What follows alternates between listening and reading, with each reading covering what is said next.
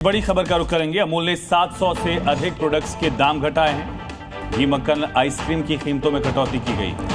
देखिए, बताया जा रहा है बेकरी हो या फिर फ्रोजन डेयरी प्रोडक्ट्स, इन तमाम कीमतों में कटौती की गई है। नई कीमतें 22 सितंबर से प्रभावित होंगी। यानी कि जीएसटी स्लैब में बदलाव के बाद ये बड़ा फैसला लिया गया। आपके घर में दूध, दही या फ्रोजन प्रोडक्ट्स जो आते हैं, अब वो आपको कम कीमतों में मिलने जा रहे हैं।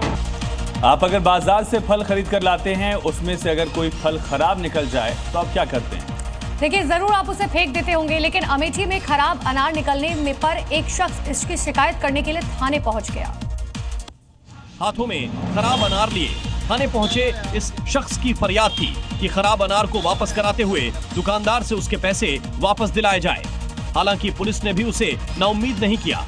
पुलिस ने खराब अनार को वापस कराकर फरियादी को सही अनार दिलाए।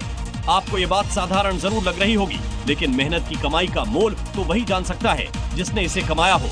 अमेठी का रहने वाले अवधेश यादव मजदूरी कर अपने परिवार को पालन पोषण करते हैं। अपने बेटे के लिए जब वो अनार खरीद कर लाए तो वो खराब निकले। दुकानदार से वापस करने को कहा। जब दुकानदार नहीं माना तो वो थाने पहुंच गए। अक्सर आपने रेस्टोरेंट्स और ढाबा मालिकों की दबंगई की खबरें जरूर देखी होंगी। झांसी में भी एक ऐसा ही मामला सामने आया, जहां रेस्टोरेंट के लोगों ने ग्राहकों की आंखों में लाल मिर्च डालकर पिटाई कर दी। पहले आंखों पर लाल मिर्च फेंकी, फिर लाठी डंडों से हमला किया। बीच सड़क पर मारपीट का ये वीडियो झांसी के नवाबाद इलाके का है, जहां एक रेस्टोरेंट में खाने के बिल को लेकर हुए विवाद में जमकर लात घूंसे और लाठी डंडे चले। जानकारी के मुताबिक रेस्टोरेंट में खाना खाने आए युवकों की बिल को लेकर रेस्टोरेंट मालिक से कहासुनी हो गई, जिसके बाद रेस्टोरेंट मालिक और उसके स्टाफ ने मिलकर युवकों की पिटाई शुरू कर दी। युवकों की आंखों पर लाल मिर्च डालकर उन्हें डंडों से पीटा गया। पुलिस ने रेस्टोरेंट मालिक और उसके स्टाफ के खिलाफ केस दर्ज कर लिया है। बिहार के पंचायती राज मंत्री केदार गुप्ता का मुजफ्फरपुर में भारी विरोध हुआ। मंत्री जी गांव में सड़क का उद्घाटन करने पहुंचे थे और इसी बीच कुछ लोगों ने उनके खिलाफ जमकर नारेबाजी की,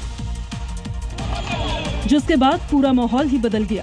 देखिए कैसे मंत्री केदार गुप्ता को घेर कर लोग मुर्दाबाद के नारे लगा रहे हैं।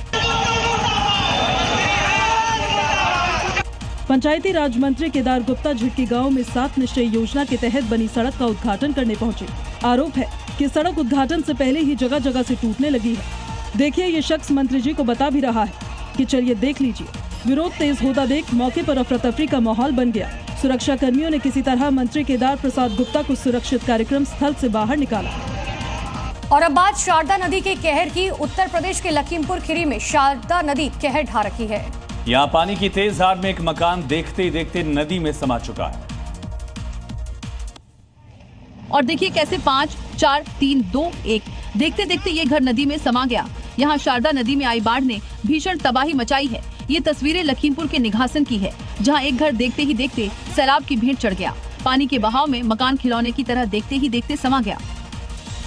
अब तक करीब 80 मकान बाढ़ की भेंट चढ़ चुके हैं। गनीमत रही मौके पर मौजूद बाल बाल बच गया। जिले के कई गांव बाढ़ और कटाव का दंश झेल रहे हैं।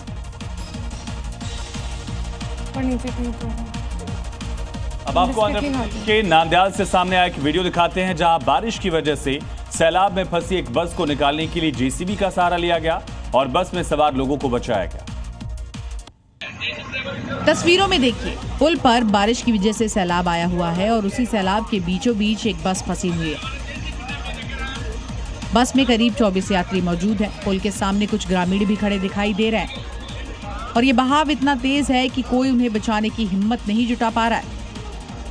इसके बाद जेसीबी को बुलाया गया। जेसीबी उफनते सैलाब में उतरती है, बस को पीछे धक्का लगाती है और इसके साथ ही बस में मौजूद यात्रियों को एक एक करके रेस्क्यू किया जाता है।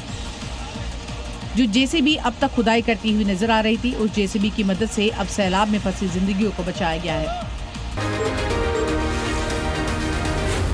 Zee News।